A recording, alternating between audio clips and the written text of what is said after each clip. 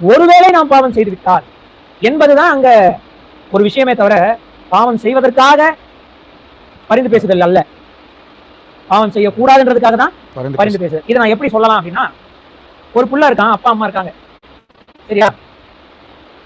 புள்ள என்ன பண்ணிடுறான், அப்பா கிட்ட இருந்து ஒரு குறிப்பிட்ட பிசினஸ் பண்ண போறேன் ஃப்ரெண்ட்ஸுங்களோட சேர்ந்து அப்படின்னு சொல்லி அம்மாவுடைய நகை கொஞ்சம் எடுத்துட்டு போய் அடக்க வச்சு என்ன செய்யறான், பிசினஸ் செய்யறான்.